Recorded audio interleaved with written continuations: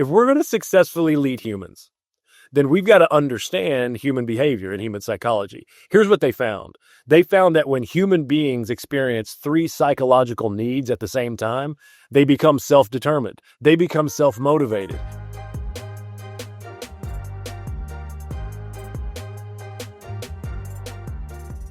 How do compassion, encouragement, and kindness translate into stronger team performance, Taylor? Yeah, I like to say there's like the three C's of compassionate teams. It comes from not only being out here working in hospitality for 20 plus years, for the Disney parks and resorts, for Wynn and Encore out here in Las Vegas, Cosmopolitan of Las Vegas, much earlier in my career, Gaylord hotels. So I was like many people listening and watching, where I was like, I'm a leader in this industry, bouncing around, running different teams, running different lines of business. So coupled with those practical experiences and some of the research, when I did my career shifts to get into being an author, speaker, and forming an organization that helps leaders and teams transform jobs into meaningful work, I would have to research some of these theories. Well, I came across the self-determination theory by Edward Deci and Richard Ryan back in the 80s. And they were psychologists. And so like people are like, man, we're going to talk about psychology?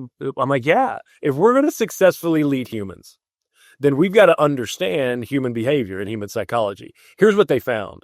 They found that when human beings experience three psychological needs at the same time, they become self-determined. They become self-motivated. Here's what those needs are. Apparently, everybody, you, me, all these people that are on our teams, all these people that are listening and watching, we have a need for autonomy. That's some choice over how the work gets accomplished. We also have a need for competence, this need to feel like, man, I'm really getting better at it. I'm really becoming proficient in my work. The third one is community.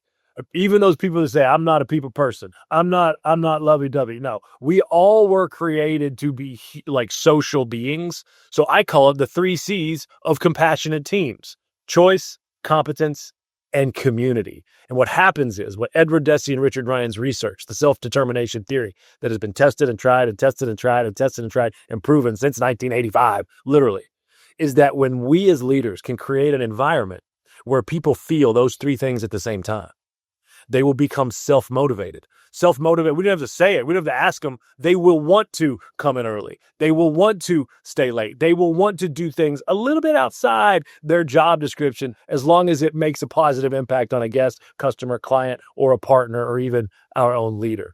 So that's the secret, I believe. That's not so much a secret. It's out there. All we got to do is choose to lean into doing these types of things. So compassion, encouragement. You never know how much as a leader, your words have weight.